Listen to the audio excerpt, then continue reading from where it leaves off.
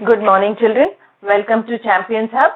आज हम आपके लिए टेंसेस का टॉपिक लेकर आए। Today we will discuss about tenses. वैसे तो टेंसेस का नाम सुनकर ही ज्यादातर लोगों को बहुत टेंशन हो जाता है। It creates a lot of tension, but I can guarantee you, मैं आपको पूरी गारंटी देती हूँ कि आप मेरे टेंसेस का वीडियो लास्ट तक देखेंगे और सारे टेंसेस के प्रकार अच्छे से समझेंगे तो आपका टेंस के नाम का जो टेंशन है वो हमेशा हमेशा के लिए खत्म हो जाएगा।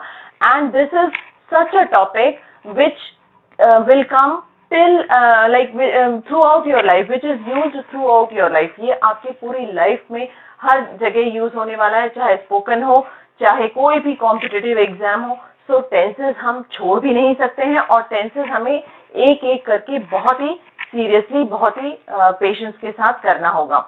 ठीक है, तो इसको देखने से पहले मेरे इस चैनल को सब्सक्राइब कीजिएगा। अगर आप नए हैं चैनल पर, अभी तक आपने नहीं किया है तो चैनल को सब्सक्राइब कीजिए ताकि मैं जो ये टेंसेस का वीडियो पार्ट्स में बना रही हूँ उसका सबका नोटिफिकेशन आपको मिलता रहे और आप सारे वीडियोस अच्छे से देखकर अपने डाउट्स क्लियर कर सकें। So now let us start with the topic. Tense. The word tense is actually derived from a Latin word tempus. Tempus से derive हुआ है, जिसका meaning है time. So tense is related to time. Okay. Tense is a verb. Is a verb which indicates the time of an action. जो किसी भी action का, किसी भी event का time निर्धारित करता है और उसकी कंडीशन, वो कितना चल रहा है या खत्म हो गया, उसकी कंडीशन डिफाइन करता है by changing its form. Okay, so verb itself changes its form according to the time of action and according to the degree of completion. Okay, so basically we all know that tenses are as per time. We have three time moments like present, वर्तमान काल, past, भूतकाल और future, भविष्य काल. So we broadly classified into present, past and future. वर्तमान काल, भूतकाल और भविष्य काल। अब ये जो तीन टेंसेस हैं ये further classified into 4 subdivisions. Okay, so these 4 subdivisions are simple or indefinite tenses. It is according to the condition of their completion of task. Okay, so first is simple or indefinite tense. Then next is continuous या progressive. हम इसको continuous भी बोलते हैं और progressive भी बोलते हैं. Third type is perfect tense and fourth is perfect and continuous. So कुल मिलाकर हमारे पास अगर हम देखें तो present के 4, past के 4 और future के 4, यानी कि total 12 tenses are there.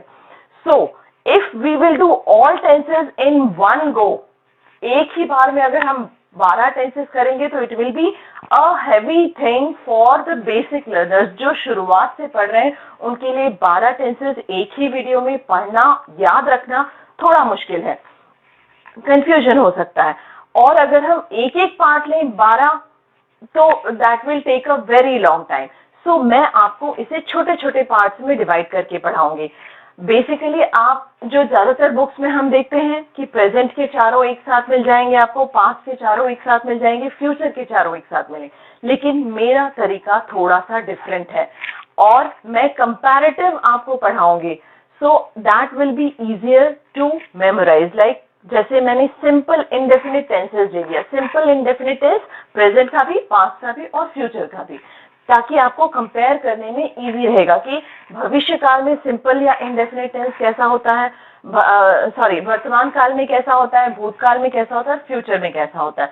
ठीक है, तो I will take 4 sessions of these tenses as per this division: indefinite or simple tenses of both, continuous, or in the second session I'll take continuous or progress tense of all the three: present tense, past tense and future tense. Then in the third session I will take perfect tense of all the three: present tense, past tense and future tense, and lastly perfect continuous tense of present, past and future. After these 4 sessions I will compile all 12 tenses in one video and that will be a revision sort. So I request you to see all my videos, and all these videos, 4 sessions plus 1 the revision session, will be associated with the practice sessions. आपको basic rules बताकर उसकी practice भी हम करवाएंगे और उसके कुछ unsolved questions भी हम देंगे जिससे कि आप फर्दर प्रैक्टिस कर सकते हैं. So my aim is to make you very confident in tenses, provided you have to promise that you will see my all videos till end. So let us start, but before that, like the video, share it and subscribe the channel if you are new. Yes, first we have main verbs, जो आपके main verb होते हैं, कोई भी क्रिया जो आप कर रहे हैं, ठीक है. इसके भी 4 पार्ट्स होंगे, 4 फॉर्म्स होते हैं. There are 4 forms of verb. First form of verb, second form of verb, third form of verb and fourth form. First form of verb is simple present tense. Simple present like right, any activity which you do, ठीक है. तो right हो गया, सिंग हो गया, speak हो गया, sleep हो गया. So these are the main verbs.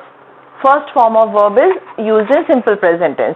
उसी का जब सेकेंड फॉर्म हम पास्ट में यूज करते हैं, second form of verb is write का wrote, sing, sang, eat, ate.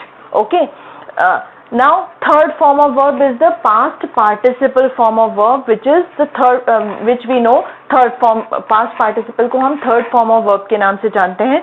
जैसे write, wrote, written, sing, sang, sung, eat, ate, eaten, speak, spoke, spoken. Okay. Now fourth form is also known as ing form. इसको हम verb का ing form भी बोलते हैं, जिसको present participle भी कहा जाता है, ठीक है. अब आप एक बार मैं आपको चारों करती हूँ, चारों आपको पढ़ के बताती हूँ. Write, wrote, written and writing. Sing, sang, sung, singing. देखिए हम आगे और देखें तो eat, ate, eaten and eating. Sleep, slept, slept, sleeping. Okay. These are the main verbs, the main activity which you do. Now there are some helping verbs also used in tenses. कुछ tenses में कुछ helping verb भी use होते हैं जो कि इस main verb से पहले आते हैं. अब helping verb में भी हम देखते हैं 4 forms हैं, जैसे कि simple present, simple past, past participle and present participle. जो main verb है हमारा be के कितने फॉर्म्स हैं? देखिए, बी को अगर हम प्रेजेंट टेंस में यूज करते हैं, बी को जब हम प्रेजेंट टेंस में यूज करते हैं तो इज एम आर फॉर्म में यूज करते हैं. इज सिंगुलर के साथ यूज करते हैं, एम आई के साथ यूज करते हैं एंड आर प्लूरल के साथ यूज करते हैं. आप हमेशा ध्यान रखिएगा, एस वाले जो वर्ब हैं वो सिंगुलर में यूज करते हैं. तो इज सिंगुलर के साथ, आई के साथ एम एंड प्लूरल के साथ, प्लूरल सब्जेक्ट के साथ आर यूज करते हैं. ये हम सिंपल प्रेजेंट में यूज करते हैं जब वर्ब का फर्स्ट फॉर्म यूज हो रहा है. इसी का जब हम पास्ट में यूज करेंगे तो इज का वॉज हो जाएगा, आर का वर हो जाएगा. सो सिंपल पास्ट में क्या हुआ? वॉज और वर यूज हो गया. इसी का पास्ट पार्टिसिपल बीन बनता है और प्रेजेंट पार्टिसिपल बीइंग बनता है. अब दूसरा हेल्पिंग वर्ब हम देखें, हैज और हैव. हैज और हैव हम प्रेजेंट में यूज करते हैं, हैज सिंगुलर के साथ, हैव प्लूरल सब्जेक्ट के साथ. और पास्ट में हैज और हैव का हैड हो जाता है, जो सिंगुलर और प्लूरल दोनों के साथ यूज होता है. इसी तरह से इसका थर्ड फॉर्म भी हैड है और फोर्थ हैविंग हो जाएगा. जब हम सिंपल प्रेजेंट टेंस में ही क्वेश्चन बनाते हैं या नेगेटिव सेंटेंस बनाते हैं तो हम डू और डज का यूज करते हैं. डज में एस है, यानी डज कब यूज होगा? जब सब्जेक्ट हमारा सिंगुलर हो. तो सिंगुलर सब्जेक्ट के साथ डज यूज करेंगे, प्लूरल सब्जेक्ट के साथ डू यूज करेंगे. और जब ये डू और डज पास्ट में यूज होगा तो वो डिड हो जाएगा. पास्ट में डिड हो जाएगा, इसका third form past participle done होगा और प्रेजेंट पार्टिसिपल डूइंग होगा. So these helping verbs and main verbs we change their forms according to the time and according to the degree of completion or its condition. Okay. So now after studying these main verbs and forms of these main verbs and helping verbs, we will start our tenses. Let us begin with this simple और indefinite tense. इसे simple या indefinite tense कहा जाता है, क्योंकि this is simple इसलिए कहा जाता है क्योंकि इसमें किसी एक्शन का होना बताते हैं कि उसका टाइम फ्रेम से फ्री रहता है, वो टाइम फ्रेम नहीं बताया जाता है, सिर्फ हो रहा है। इंडेफिनिट प्रेजेंट में हो रहा है, पास्ट में हुआ और फ्यूचर में होगा। ठीक है, प्रेजेंट में होता है, पास्ट में हुआ और फ्यूचर में होगा। इसका सिंटेक्स अगर हम देखें, मैं आपको डिटेल में बताऊंगी कब कब यूज होता है। अगर हम इसका स्ट्रक्चर करें तो यहाँ पर सब्जेक्ट आता है, वर्ब का फर्स्ट फॉर्म आता है, plus S E S I S plus object. अब जैसे मान लीजिए सब्जेक्ट हुआ अ बर्ड, सब्जेक्ट मान लो आप अ बर्ड, वर्ब हमने फ्लाई ले लिया। ठीक है, अब वर्ब का फर्स्ट फॉर्म, ये S E S I S कहाँ आता है? ये S E S I S आता है तब जब हमारा सब्जेक्ट सिंगुलर हो। जब हमारा सब्जेक्ट सिंगुलर होता है तो वर्ब में S E S I S जुड़ जाता है। अब अ बर्ड क्या है? सिंगुलर है, तो फ्लाई में हम क्या करेंगे? A bird flies and object is in the sky. ठीक है, मान ये हो गया हमारा सेंटेंस। अगर प्लूरल है, लाइक बर्ड्स होता तो हम इसमें S E S I S नहीं जोड़ेंगे। Birds fly in the sky. Okay, he, next example देखें हम। ही क्या है? सिंगुलर है। अगर हमने गो लिखा है, गो वर्ब है, सिंगुलर है तो ई एस जुड़ेगा। He goes to school every day. He goes to school every day. ठीक है, he goes to school every day। अगर दे होता, इसको अगर हम दे करेंगे तो दे प्लूरल हो जाएगा, तो यहां पर आएगा they go to school every day. Okay, so I hope you understood the structure यानी कि सिंटेक्स, कि हम सेंटेंस कैसे बनाते हैं। सिंपल प्रेजेंट टेंस में हम अगर हमारा सब्जेक्ट सिंगुलर है तो वर्ब के फर्स्ट फॉर्म में S E S I S जोड़ेंगे। अगर हमारा सब्जेक्ट प्लूरल है तो वर्ब के फर्स्ट फॉर्म में S E S I S नहीं जुड़ता है। ठीक है, आप को ये चीज मैं बता दूं, सिंगुलर सब्जेक्ट के साथ जो वर्ब है वो भी सिंगुलर होगा, लेकिन हमें कंफ्यूज नहीं होना है जब वर्ब सिंगुलर होता है। मैंने आपको हमेशा से बताया है कि कोई भी सिंगुलर वर्ब में एस आता है, जैसे इज ले लीजिए, जैसे डज ले लीजिए।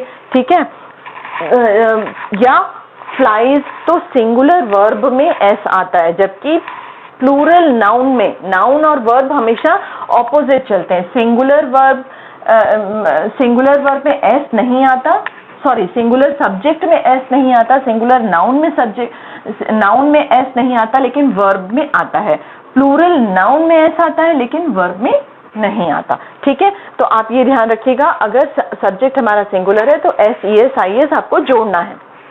A bird flies in the sky, birds fly in the sky। He goes to school every day, they go to school every day। यहाँ पर दो चीजें एक्सेप्शन है, I and you are the exceptions। I and you ऐसा subject है जो exception है। ठीक है, एक्सेप्शन कैसे है? क्योंकि I और you सिंगुलर होते हुए भी, सिंगुलर है, I भी सिंगुलर है एंड you भी सिंगुलर है, लेकिन ये सिंगुलर होते हुए भी अपने साथ प्लूरल वर्ब लेता है। प्लूरल वर्ब लेता है मतलब S E S I S नहीं जुड़ेगा। जैसे यहाँ पे अगर होता तो आई गो टू स्कूल होता, आई गोज टू स्कूल नहीं होता। ठीक है, I go to school, you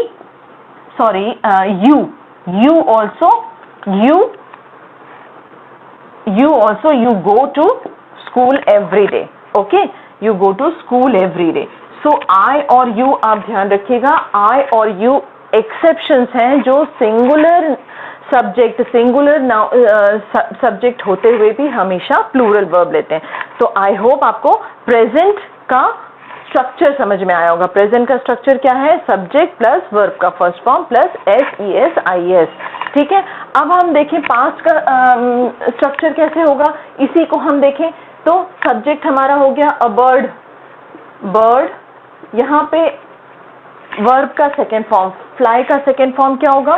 flew, flew, birds flew in the sky, in the sky, या birds flew in the sky, birds भी होगा तो भी birds flew in the sky. He, go का second form क्या होगा? Go, went, gone होता है, तो he went to school, he went to school, या they went to school, या I went to school, you went to school. Okay, verb का second form use किया है हमने. यहां पर हम देखें तो विल और शैल के साथ वर्ब का फर्स्ट फॉर्म यूज होगा. Bird, a bird will fly in the, will और वर्ब का first form in the sky. A bird will fly in the sky.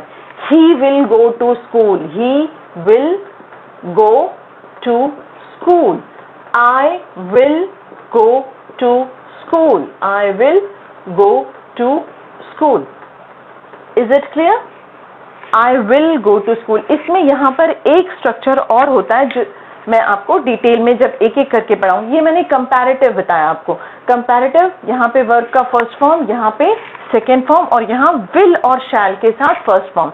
हालांकि शैल जो ये विल जो होता है वो शैल आई और वी के साथ यूज होता है. शैल जो होता है वो आई और वी के साथ यूज होता है, लेकिन आजकल इसका यूज कम हो गया है. दिस इज आउटडेटेड, इसका यूज कम हो गया है. विल का यूज ही ज्यादा होता है. ठीक है. सो अब नेक्स्ट में हम देखते हैं इसको कहाँ where it simple present is use, on what condition and in what circumstances simple present tense is used. simple present tense कहाँ use होता है, simple past tense कहाँ use होता है और simple future tense कहाँ use होता है. चलिए, let us deal with present indefinite tense in detail. present indefinite tense को हम किस situation में use करते हैं, कहाँ use करते हैं, कैसे identify करेंगे. स्ट्रक्चर तो हमने बनाना सीख लिया है कि प्रेजेंट इंडेफिनिट टेंस को का सेंटेंस हम कैसे बनाएंगे, लेकिन हमें कहाँ यूज करना है वो हम देखते हैं. सबसे पहले कोई भी हैबिचुअल एक्शन हो रहा हो, हैबिचुअल एक्शन या कोई डेली रूटीन या कोई कस्टम जो होता है. ठीक है. जैसे ही takes exercise in the morning daily. ठीक है, यहाँ पे डेली भी हो सकता है. ही टेक्स एक्सरसाइज, टेक्स मतलब वो रोज ही एक्सरसाइज करता है. ही goes for a walk. Okay. then he reads newspaper in the morning. then now second its usage permanent और scientific truth या कोई भी universal fact हो, कोई universal fact हो या कोई scientific truth हो, उस situation में भी हम present indefinite tense का use करते हैं. जैसे the sun rises in the east, the water boils at 100 degree centigrade. ठीक है. और the rose smells sweet, जो हमेशा होता है. इट्स अ परमानेंट फैक्ट या universal truth. True fact at the time of speaking, मतलब जब हम बोल रहे हैं उस वक्त कोई फैक्ट जो है वो सही है. At the moment, true fact at the moment और at the time of speaking. Like our school opens at 8 AM these days. आजकल हमारा जो स्कूल है वो 8 बजे खुलता है. अब आप यहाँ पे स्ट्रक्चर भी मैं आपको बताते चलूँ. जैसे ही क्या हो गया, सब्जेक्ट हो गया. Take is the first form of verb plus he singular है इसलिए एस लगा हुआ है. टेक्स एक्सरसाइज, मेन जो हुआ verb exercise in the morning. So subject plus verb का फर्स्ट फॉर्म प्लस एस लगाया हुआ है. Then object, other part is the object. यहाँ पे भी देखिए ये हमारा सब्जेक्ट हो गया. राइजेस हमारा वर्ब का फर्स्ट फॉर्म प्लस ईएस लगा हुआ है. वर्ब का फर्स्ट फॉर्म प्लस ईएस लगा हुआ है प्लस ऑब्जेक्ट है. यहाँ आर स्कूल सिंगुलर है, आर स्कूल सिंगुलर है तो ये सब्जेक्ट हो गया. आर स्कूल ओपन्स, वर्ब का फर्स्ट फॉर्म हो गया प्लस एस लगा हुआ है. अगर यहाँ स्कूल्स होता तो schools open at 8 AM these days. तो हम ये देख रहे थे true fact at the moment of speaking.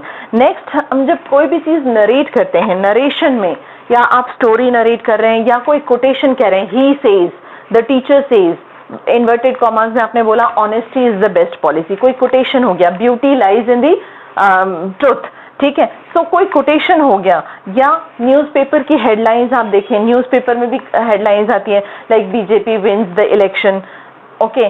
Commentaries है जो आपके मैच की कमेंट्री है like Kohli hits the ball, Raina takes a low catch. So so these are the usages of present indefinite tense. कहाँ कहाँ यूज होते हैं? कोई भी हैबिचुअल एक्शन हो या डेली रूटीन हो या कोई यूनिवर्सल साइंटिफिक ट्रुथ हो या कोई भी नरेशन में या कोटेशन में या कमेंट्रीज में या न्यूज़पेपर हेडलाइंस में हम सिंपल प्रेजेंट टेंस या प्रेजेंट इंडेफिनिट टेंस का यूज करते हैं। कुछ इंडिकेटर्स हैं जिनको आप देखकर हम पहचान सकते हैं कि ये जो given sentences are there in present indefinite tense. जैसे एवरीडे, मतलब एक हैबिचुअल रूटीन में हम ज्यादातर everyday, he goes for a walk every day, या he always takes exercise in the morning, he usually Yeats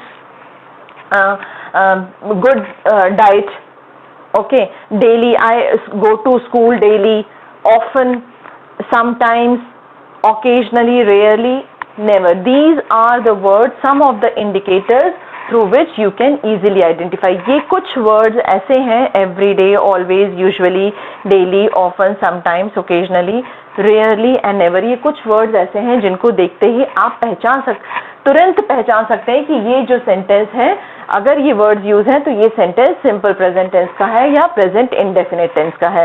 सो इसके यूजेज बता दिए मैंने। इसका स्ट्रक्चर सब्जेक्ट प्लस वर्ब का फर्स्ट फॉर्म।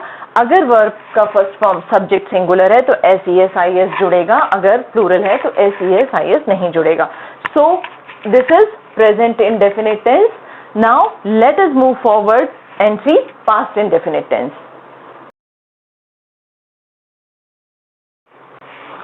अभी आपने प्रेजेंट इंडेफिनिट टेंस के यूसेज और एग्जाम्पल्स देखे थे और पॉजिटिव सेंटेंस का स्ट्रक्चर देखा था। जैसे I go out for a walk daily, जब हम पॉजिटिव सेंटेंस बना रहे हैं तो हम वर्ब का फर्स्ट फॉर्म यूज करते हैं, लेकिन जब हम इसमें नेगेटिव और इंटेरोगेटिव बनाते हैं तो हम डू और डज का यूज करते हैं। नेगेटिव और इंटेरोगेटिव में डज में एस है, यानी डज सिंगुलर सब्जेक्ट के साथ लगेगा और डू प्लूरल सब्जेक्ट के साथ लगेगा। लेकिन मैंने आपको शुरू में ही बताया था आई एंड यू आर एक्सेप्शन, आई और यू सिंगुलर होते हुए भी प्लूरल वर्ब लेते हैं। तो नेगेटिव के लिए हम आई के साथ डू का यूज करेंगे, ना कि डज का। आई डू नॉट, यहाँ पे हमने कर दिया आई, यहाँ पे हम लगा देंगे आई do not go, I don't go, I do not go out for a walk daily.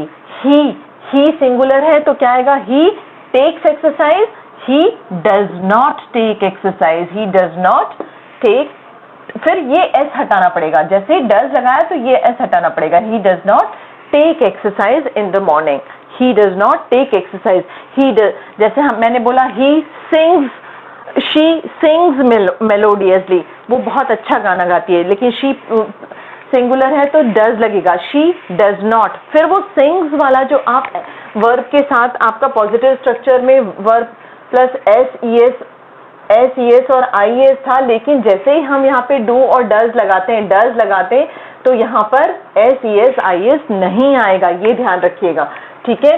Verb का सिर्फ फर्स्ट फॉर्म ही आएगा। She does not sing melodiously, she does not sing, जैसे ही हमने डज लगाया तो यहाँ से एस हटा दिया। He does not take exercise in the morning. They play, they plural है तो यहाँ पे क्या आ जाएगा? They do not play. So these are the structure of negative sentence.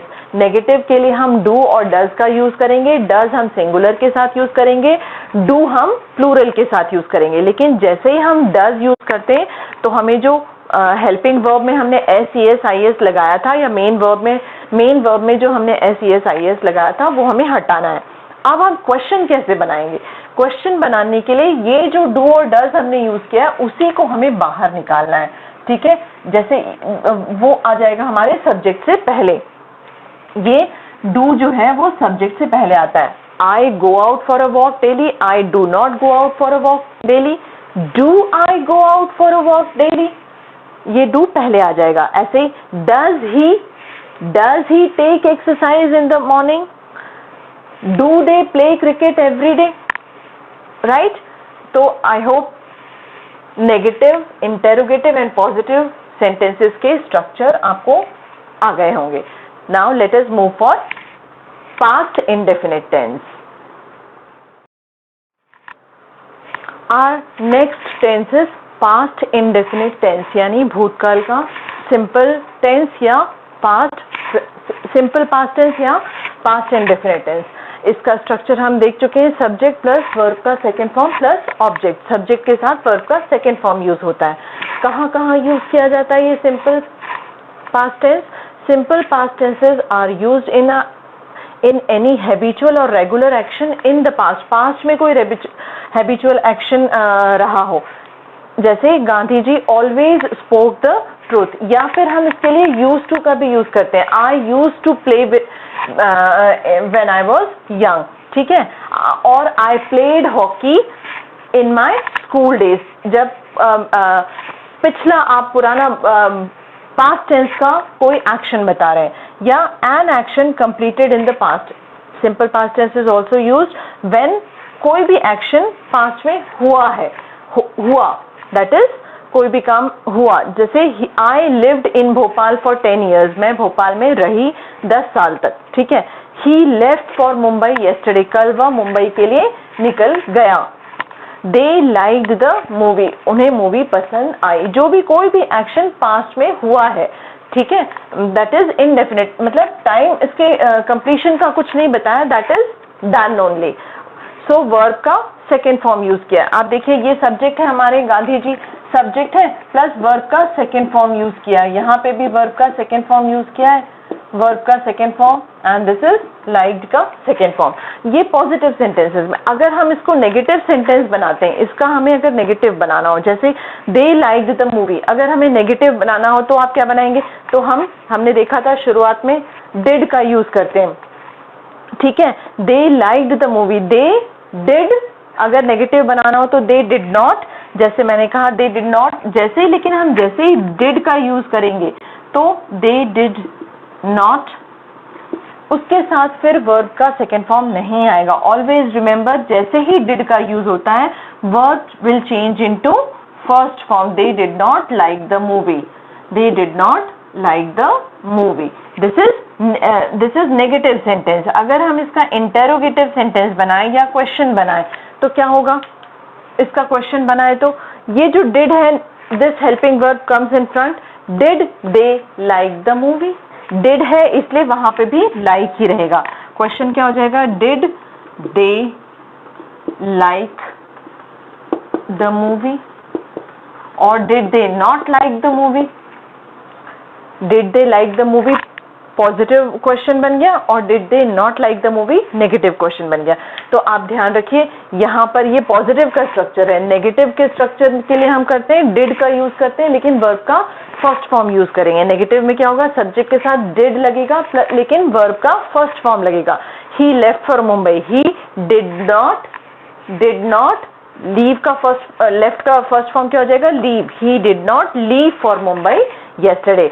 Question के लिए did he leave for Mumbai yesterday, ये जो हेल्पिंग वर्ब होता है डिड, वो निकलकर सब्जेक्ट से पहले आ जाता है। Did he leave for Mumbai yesterday? I lived in Bhopal, I did not live in Bhopal, did I live in Bhopal? So these are the structure of past indefinite tenses: positive sentence, negative sentence, and questions, interrogative sentence. When it is used for any action, any habitual or regular action that is done in past. Verb का second form. Now let us move for the future. Okay. Now let us see future indefinite tense और simple future tense. Simple future tense का structure हमने देखा था, subject plus will shall plus verb का first form आता है।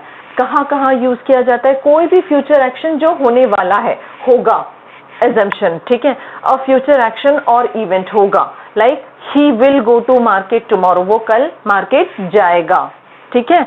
Any decision at the time of speaking, decision at the time of speaking, I am going to attend the meeting. कोई भी जो डिसीजन हम ले रहे हैं बिल्कुल तुरंत बनाया है। या कोई भी फ्यूचर एक्शन में हम ये भी देख सकते हैं we shall win the match, कि हम मैच जीतेंगे। बट डिसीजन जब फिक्स हो, फर्म हो, when there is a firm plan, हम इसका गोइंग टू के साथ इसका स्ट्रक्चर बनाते हैं। मैंने यहाँ पे एक और स्ट्रक्चर लिखा है, आप देख रहे हैं, मैंने सिंपल फ्यूचर का एक और स्ट्रक्चर लिखा है, subject plus is am are plus going to plus object. यानी कि कब हम विल शैल का यूज करते हैं, आई विल, जैसे मैंने कहा I will attend the meeting on Monday and I am going to attend the meeting on Monday, दोनों ही हम यूज कर सकते हैं, दोनों ही फ्यूचर के ही एग्जाम्पल्स हैं, जैसे I am going to attend the meeting on Monday, या मैं इसको और भी कह सकती हूँ I will attend the meeting. दोनों में डिफरेंस क्या है? दूसरा भी एग्जाम्पल ले लें, we are going for a trip next week, हाँ नेक्स्ट वीक हम एक ट्रिप पर जा रहे हैं, या we will go for a trip next week. कब हम गोइंग टू का यूज करेंगे और कब हम विल शैल का यूज करेंगे? विल शैल का यूज हम किसी भी फ्यूचर एक्शन को बताने के लिए करते हैं, लेकिन जब वो फ्यूचर एक्शन जो होने वाला है उसकी हमने पूरी तैयारियां कर ली है, बिल्कुल फिक्स हो गया है वो, everything is planned, firm plan, everything is planned, all done, पक्का जाना है, तो हम गोइंग टू का यूज करते हैं। गोइंग टू ये दिखाता है कि जो फ्यूचर में एक्शन होने वाला है उसकी पूरी प्लानिंग हो चुकी है और वो पूरी तरह से होगा ही, ठीक है। तो जैसे मैंने कहा I am going to attend the meeting on Monday, मतलब मैंने मीटिंग की पूरी तैयारी कर ली है, पावर पॉइंट प्रेजेंटेशन वगैरह सब बना लिया है, बुकिंग वगैरह सब कर लिए, तब मैं बोलूंगी कि I am going to attend the meeting on Monday. या सिर्फ मुझे करना है, अगर मुझे कहना है कि हाँ मुझे मीटिंग अटेंड करने जाऊंगी मैं, लेकिन अभी कोई तैयारी नहीं की है मैंने, तो मैं इसको बोल सकती हूँ I will attend the meeting tomorrow या मंडे, ठीक है। आपको फर्क समझ में आया होगा? आई विल जब तैयारी नहीं हुई है, लेकिन हाँ मैंने जाना है, मुझे जाना है, तो मैं कह देंगे कि हम जाएंगे, आई विल गो, ठीक है। ऐसे ही we are going for a trip next week, next week के लिए हम ट्रिप पर जा ही रहे हैं, तो यहाँ पे जा रहे हैं वो पक्का हो गया कि हमने बुकिंग कर ली है, रिजर्वेशंस कर ली हैं, everything is plan, so firm planning है, तो we are going to attend the trip या we are going for a trip. So future indefinite को हम विल शैल के साथ भी यूज कर सकते हैं, या जो प्रेजेंट कंटिन्यूस वाला गोइंग टू का स्ट्रक्चर है, is am are plus going to, is singular के साथ, एम आई के साथ, आर प्लूरल के साथ, इसका स्ट्रक्चर भी यूज कर सकते हैं। अब हम इसका नेगेटिव कैसे बनाएंगे? नेगेटिव सेंटेंस बनाना सिंपल है, he will go to market tomorrow, he will not go to market. जो भी हेल्पिंग वर्ब है हमारा विल या शैल, उसके साथ हम नॉट लगा देंगे, he will not go to market tomorrow, we shall not win the match, I am not going to attend the meeting. We जब नेगेटिव में हमने डिसाइड कर दिया कि नहीं करेंगे, तो I am not going to attend the meeting, we are not going for trip, it is planned. अगर हमको इसका इंटेरोगेटिव बनाना है, क्वेश्चन बनाना है, तो ये जो हेल्पिंग वर्ब्स हैं ये इसको निकल के बाहर, are we going for a picnic या are we going for a trip next week, am I, इसको निकल के बाहर आ जाएगा ये, am I going to attend the meeting on Monday. Shall we, क्या हम जीत पाएंगे? Shall we win the match, will he go to market tomorrow. So this I hope you have understood. Positive के लिए हम ही विल गो लिखेंगे, negative के लिए हम ही विल नॉट गो लिखेंगे, इंटेरोगेटिव के लिए हम लिखेंगे will he go, okay. Similarly we shall win, we shall not win, shall we win, I am going, am I going, okay. So indicators, there are few indicators also through which you can easily recognize future tense. कुछ indicators जैसे future वाले, tomorrow है, next week है, next year है, next month है, coming Saturday, या इस तरह से कुछ भी हो तो हम इसको easily identify कर सकते हैं। Future indefinite tense, तो अब आपने देखा present indefinite tense, past indefinite tense and future indefinite tense, तीनों के मैंने आपको यूसेज भी बता दिए, मैंने आपको स्ट्रक्चर्स भी बता दिए, और indicators through which you can easily identify that.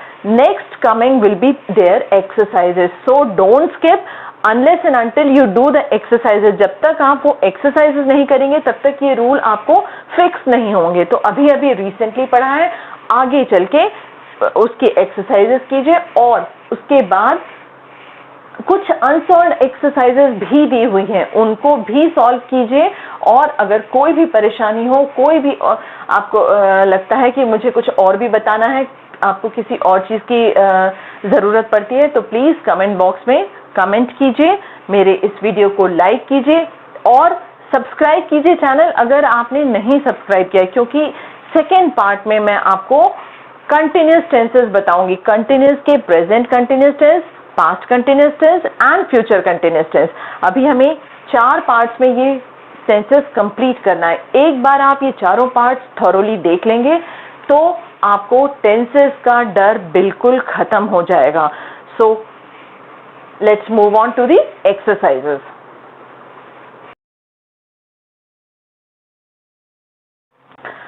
Good morning, children. After the rules of present, past and future indefinite tense, now it is time for practice and thorough the sentences which we have done.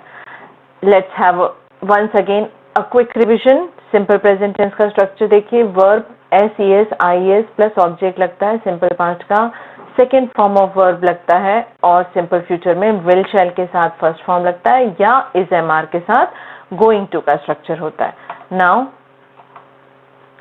कहाँ कहाँ use होता है. When to be used universal truth के लिए या planned activity scheduled activities के लिए, routines के लिए सिंपल प्रेजेंट का यूज होता है. पास्ट का कोई भी एक्टिविटी जो पास्ट में हुई हो. फ्यूचर में अगर when there is possibility of activity happening मतलब फ्यूचर में होने वाली है, होगी. Now see the first sentence. I usually write a letter to my parents on Fridays. ये आपको इस तरह से क्लोज टेस्ट के फॉर्म में भी आ सकता है, एमसीक्यूज में भी आ सकता है. इसके 3 ऑप्शन आपको दे सकते हैं. Writes, wrote, will write. I usually indicator बता रहा है. क्या आएगा इसका आंसर? यूजुअली इंडिकेटर बता रहा है. ये सिंपल प्रेजेंट टेंस का है. सो आई के साथ प्लूरल SES IS नहीं जुड़ता है, तो I usually write a letter to my parents on Fridays. Second sentence is Mr. Sharma drive his car very fast yesterday. Drive में drove आएगा, will drive आएगा, क्या आएगा? Yesterday की बात है. Yesterday is an indicator that it is past tense. So second form of drive is drove. Mr. Sharma drove his car very fast yesterday. Next sentence. Sara and I enjoy. Enjoy verb का आपको correct form भरना है. Sara and I enjoy window shopping last month. Last month is the indicator here. Last month indicator है तो हम क्या आएगा? enjoy आएगा, enjoys आएगा, will enjoy आएगा. yes, last month का जो indicator है वो ये शो कर रहा है कि ये past simple past का sentence है, इसलिए Sara and I enjoyed window shopping. Next sentence is I think I buy it. I think I buy it. I think सोच रहा है ये, तो क्या आएगा इसमें? इंडिकेटर कुछ नहीं है, आप बताइए. विल बाय आएगा, बायज आएगा. Answer is will buy. Will buy क्यों? क्योंकि वो होगा. ठीक है. Next sentence is I pick up Simone from the station last week. यहाँ पे भी इंडिकेटर दिया हुआ है लास्ट वीक. पिकअप आएगा, पिक्ड अप आएगा, विल पिकअप आएगा, पिक्स अप आएगा. क्या आएगा? Yes, the answer last week is the indicator that it is simple past. I picked up. Pick का second form picked up. Next is Suman, my sister. B का correct form. B में is भी आ सकता है, was भी आ सकता है, verb भी आ सकता है, are भी आएगा. यहाँ सुमन and my सुमन मेरी सिस्टर का जो नाम है सुमन. Good cook. Can you smell the cakes? What is the correct form? Is, was, will.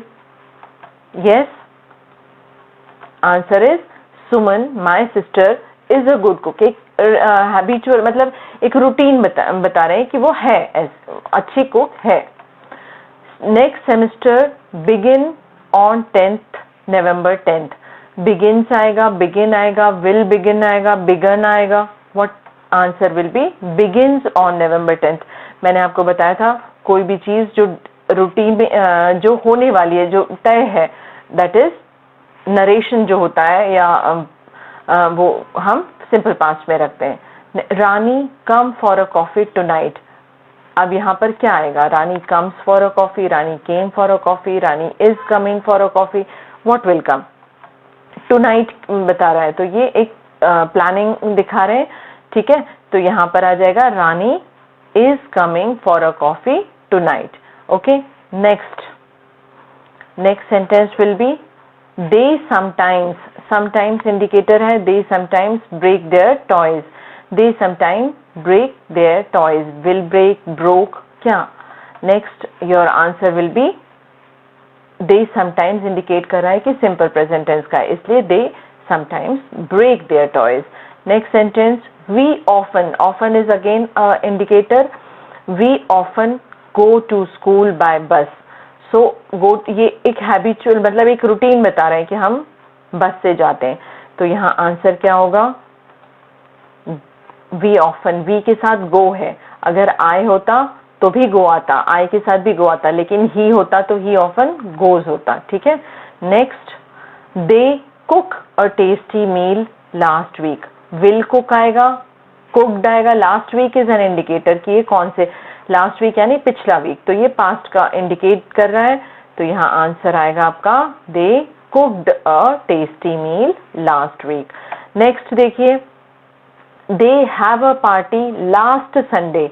Have का करेक्ट फॉर्म भरना है, हैड आएगा, हैज आएगा, विल हैव आएगा, हैव आएगा, क्या आएगा? यहाँ एमसीक्यूज में ये सारे ऑप्शन दिए जा सकते हैं, लेकिन लास्ट वीक इंडिकेट कर रहा है that it is past, so they had a party last Sunday. They work hard next year, next year आने वाला ईयर, वर्क का आने वाला, तो वर्क्स आएगा, विल वर्क आएगा, वर्कड आएगा। नेक्स्ट ईयर आने वाला है that is future, so they will work hard next year. Okay, next sentence, they dash see that film 3 days अगो। अगो यानी पिछला, तो will see, saw, what will be the option correct answer? Your answer is saw, क्योंकि 3 days अगो, अगो indicate कर रहा है कि 3 दिन पहले देखा था, तो ये देखा था, saw। Next, my father still buy oil from a company in Chicago. Still, still, अब यहाँ पे बाइंग आएगा, बाइज आएगा, बॉट आएगा, still, so my father still buys, अभी भी खरीदते हैं। ठीक है, still buys an oil from a company in Chicago. So these were the exercises which we solved it. Now there are some more sentences which you have to solve it on your own. Do solve it so that you, the rules will be fixed up in your mind. आप इसे जरूर solve करें ताकि जो rules आपने पढ़े हैं, जो प्रैक्टिस आपने की है, वो पक्की हो जाए और आपको कोई भी प्रॉब्लम ना हो आगे। आंसर्स लास्ट में दिए हैं, you can tell it. Watch, first solve it and then check your answers from the back. But before that, like the video and share it and subscribe the channel if you have not subscribed till now, if you are new to the channel. So thank you. Have a nice day.